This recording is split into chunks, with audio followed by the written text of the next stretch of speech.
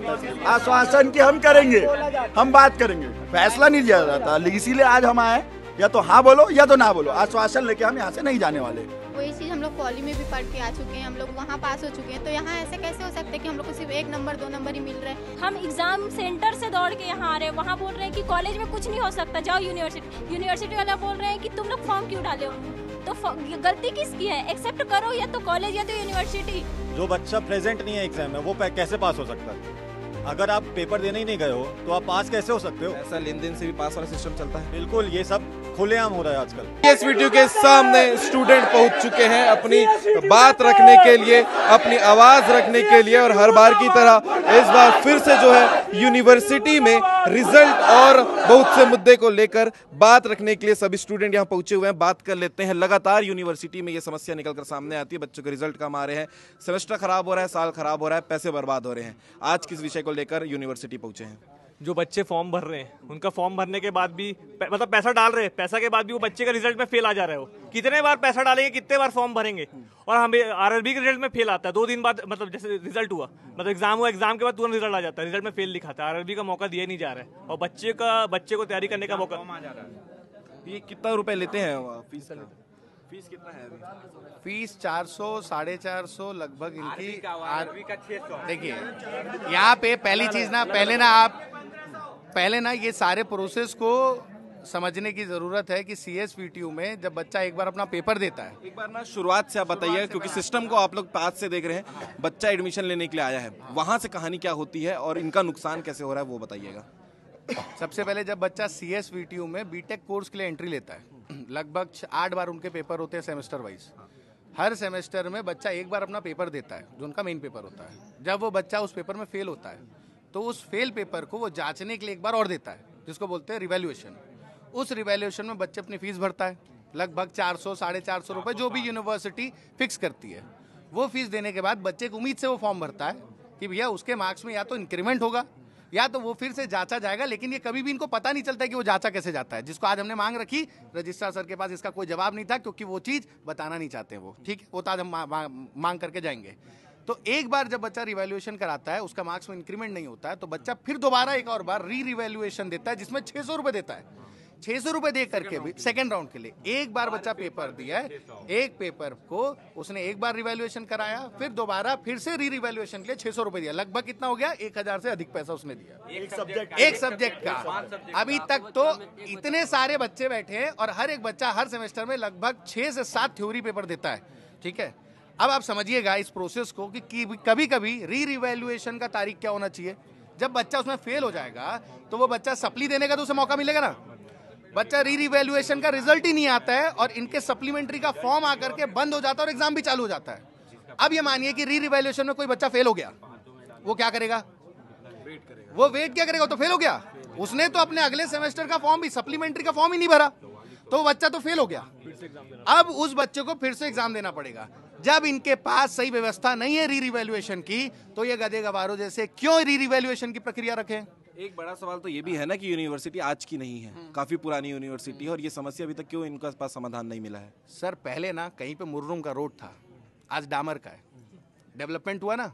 ये यूनिवर्सिटी अगर 40 साल पहले के माइंडसेट से चल रही है, इंजीनियर तो आज 40 साल के पहले के माइंडसेट से नहीं है। जब आज हमारे यहाँ के स्टूडेंट ये पोर्टल बना सकते हैं कि आप अपनी कॉपी अपने ही पोर्टल में जाकर के चेक कर लो, ये जो डिग्री नहीं पाए हैं, तो इनके पास ऐसे लोग नहीं है जो ये चीज़ तुरंत सॉल्व कर दे और बच्चों का जो मार्कशीट है, जिस तरीके से मूल्यांकन होता है, वो चीज़ अपलोड कर दे बच्चे के पोर्टल में कि भाई तुम देख लो, 1000 रुपये ले रहे हो ना, 2000 रुपये ले लो। ये तो वैसे ही लूट रहे हैं, कम से कम 1000 रुपये और लूटो, लेकिन वो मूल्यांकन का प्रोसेस तो दे दो।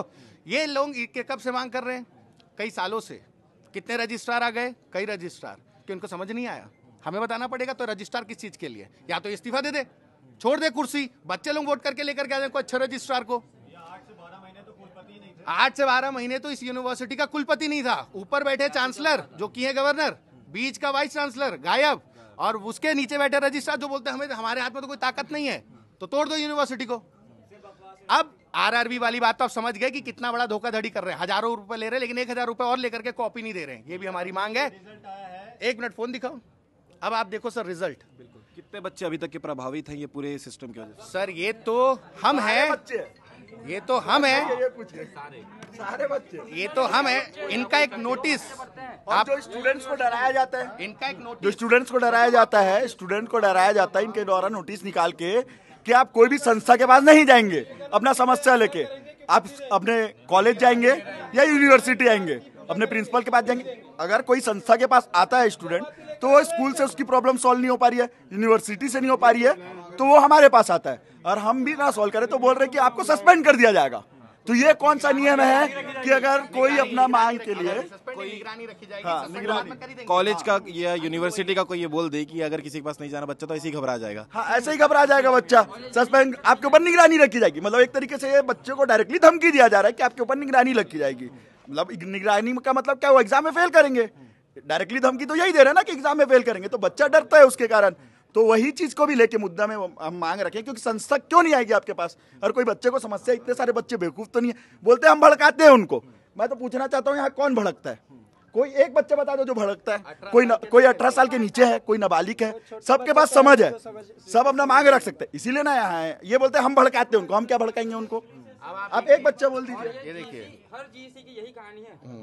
अब आप ये देखिए, ये इन्होंने ये नोटिस हम आपको भेजेंगे। ये नोटिस में हमने मांग क्या की थी और इन्होंने नोटिस क्या, जो अभी हम बता रहे हैं ना कि जो बच्चे को डराने वाली चीज़ है, हमने मांग क्या की थी? यही वो लड़का है पिछली बार जिसने अपने ऊपर मिट्टी तेल छिड़का था चीज़ों से परेशान होकर, ठीक है। इसके लिए, इसके कारण और बहुत सारे से बच्चे थे जो हम तक टच कर रहे थे, तो हम लोग आए थे पिछली बार। हमने एक मांग रखी थी कि अगर आपको ये व्यवस्था से परेशानी है, हमको दिख रही है आपकी व्यवस्था में परेशानी है, आप एक काम करो, अपने कॉलेज में एक नोडल ऑफिसर आप नियुक्त कर दो, जो बच्चे डायरेक्ट नोडल ऑफिसर को जाए और वो बच्चे को एक हफ्ते के अंदर उनकी परेशानी सॉल्व होनी चाहिए।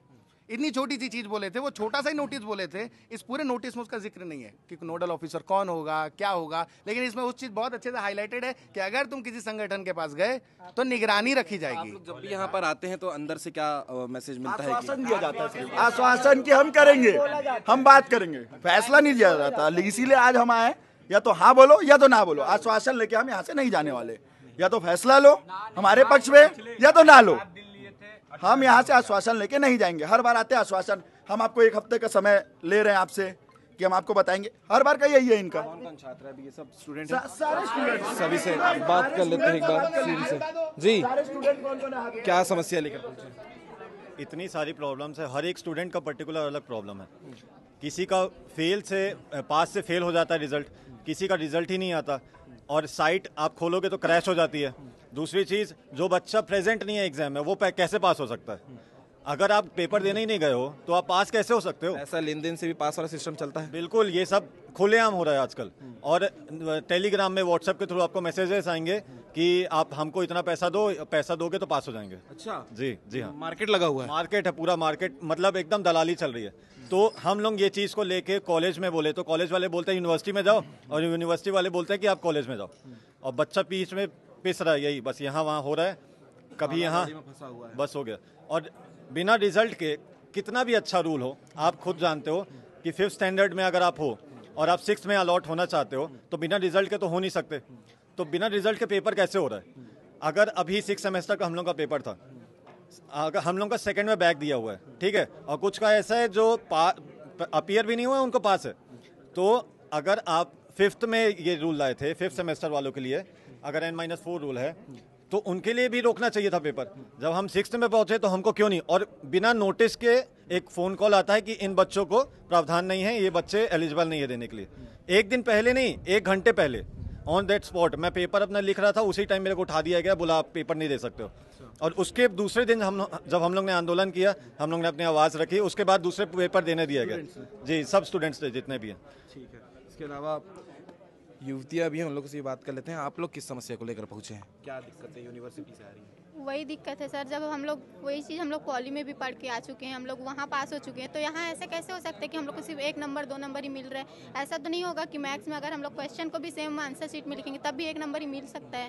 तो लोग 0 भी आ रहा है, या तो नो चेंज हो रहा है, तो RT रिजल्ट इन लोग फॉर्म भरवा के भी कुछ चेंज नहीं कर रहे हैं, तो हम लोग कहाँ जाएंगे? पेरेंट्स भी हम लोग को पूछ रहे हैं कि हम लोग क्या करें, क्या हुआ, रिजल्ट का क्या हुआ? हाँ, तो हम लोग उन लोग को भी ना कुछ जवाब दे पा रहे हैं, ना कॉलेज में हम लोग को समझ आ रहा है कि हम लोग डिटेन हुए हैं कि नहीं, कि हम लोग को चांस मिलेगा रहेगा कि नहीं, ये लोग क्लियर बता नहीं रहे हैं, बस आश्वासन दे रहे हैं, आश्वासन दे रहे हैं। आश्वासन हम लोग को नहीं चाहिए, हम लोग को बस यहाँ से 6 सेमेस्टर।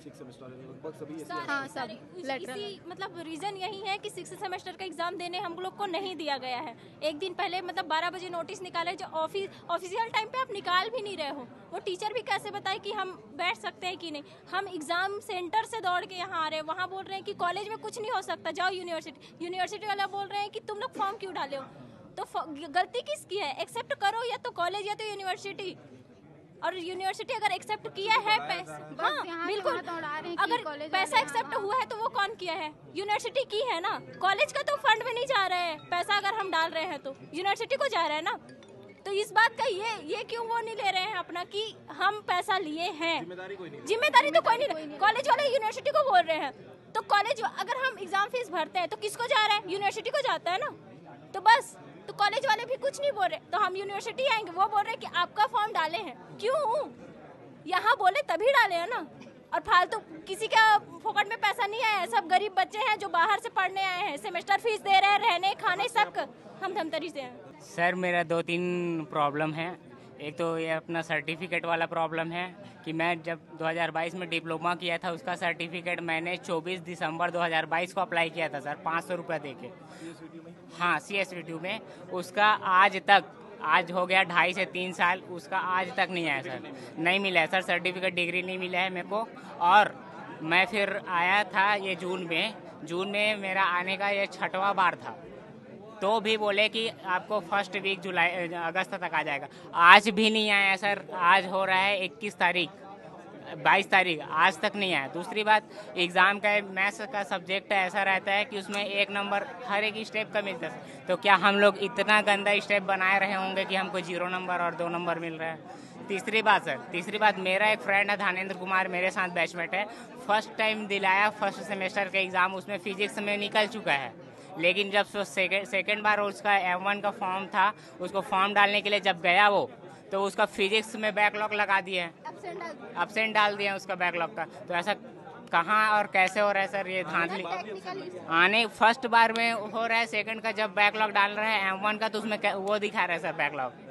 हाँ सर, और बहुत सारी समस्या सर, मैं गिनाने के लिए जाऊँ तो यहाँ वो क्या शाम हो जाएगा। हाँ, ये दिक्कतें हैं जो लगातार बच्चे फेस कर रहे हैं CSVTU यूनिवर्सिटी में। जी भैया, यह हम लोग का जैसे कॉलेज वाला है, N4 रूल सबके लिए अप्लाई होना चाहिए।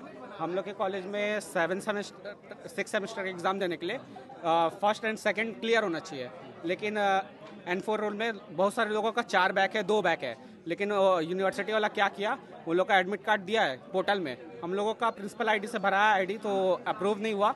उन लोग का अप्रूव हुआ, लेकिन उन लोग एग्ज़ाम भी दिए, प्रैक्टिकल एग्जाम भी दिए, उन लोग 7 में प्रमोट हो गए। लेकिन ये तो इनइक्वालिटी है ना सबके लिए। तो ये पॉइंट है कि सबको इक्वालिटी के साथ करो, अगर हो रहा है तो सबको दो, नहीं हो रहा है तो होना तो सबके लिए चाहिए, भेदभाव नहीं होना चाहिए। और ये जो पैसे लेके पास कर दे रहे हैं, तो हम लोग को अगर करना होता तो पहले कर देते, एग्जाम देते हैं फेल कर देते हैं। तो ये पॉइंट कहीं बड़ा सवाल है ना, पैसा दे के ही रहना रहता तो कॉलेज यूनिवर्सिटी क्यों जाते, डायरेक्ट डिग्री ले लेते। करते हैं हम लोग, डायरेक्ट डिग्री खरीद लेते पैसा दे के। तो इक्वालिटी सबके साथ होना चाहिए। रिजल्ट वगैरह में इशू बहुत होता है, पोर्टल सही से काम नहीं करता है, बहुत सारे इशू होते हैं ऐसे ही। 2 दिन पहले भी आए, 2 दिन पहले भी आए, रजिस्ट्रार सर से बात भी हुई है, बोले कि 2 दिन में नोटिस आ जाएगा एग्जाम के पहले। फिर तब नहीं आया, तब बजरंग दल के साथ आए, तब 1 हफ्ता का टाइम दिए उन लोग कि 1 हफ्ते में भी आ जाएगा, तब भी नहीं आया। हम लोग के कॉलेज में ये हो रहा है कि आधे लोग प्रमोट हो गए क्योंकि उनका एडमिट कार्ड आ गया, फॉर्म फिल हो गया, उन लोग 7 में बैठने के लिए अपीयर है। और जिन लोग का नहीं आया है उनको एग्जाम तो चलो हम लोग दे दिए फिर भी, लेकिन प्रैक्टिकल्स उठा दिया गया, बोले तुम लोग प्रमोट ही नहीं हो। मुद्दा ये है कि बच्चे यूनिवर्सिटी से बिल्कुल भी खुश नहीं है, बिल्कुल ठीक है। तो बोल सके कि इस यूनिवर्सिटी में पढ़ते हैं, तो ये स्टूडेंट थे CSVTU के यूनिवर्सिटी के, जहां इंजीनियरिंग और बीटेक करने के लिए बच्चे पहुंचते हैं। यही यूनिवर्सिटी की ही बात नहीं है, इसके अलावा आपने खबर CG भास्कर में जो है हेमचंद यूनिवर्सिटी साइंस कॉलेज, दुर्ग कॉलेज की भी आपने देखी होगी, वहाँ भी सेम समस्या बच्चे फेस कर रहे हैं कि इतना खराब पढ़ाई तो हम नहीं कर सकते कि शायद 0 या 1 नंबर हमें मिले। बच्चे अपनी बात रखने के लिए यूनिवर्सिटी पहुंचे हैं, अंदर प्रशासन से जो बात निकल कर आएगी वो भी आपको बताया जाएगा। लेकिन ये बड़ा विषय है कि बच्चों की साल भर की मेहनत और सेमेस्टर एग्जाम और साथ ही घर वालों का जो पैसा बच्चों के पीछे लगा रहता है वो सब एक साथ बर्बाद होने के रास्ते पे है। इस विषय को लेकर जो भी अपडेट होगा, बच्चों के क्या जो आरोप है वो कितने आगे चलकर सही होते हैं, वो सारा अपडेट आपको सीजी भास्कर के चैनल में देखने को मिलता रहेगा। इनकी समस्या को लेकर आप क्या कहेंगे, कमेंट करके जरूर बताइएगा।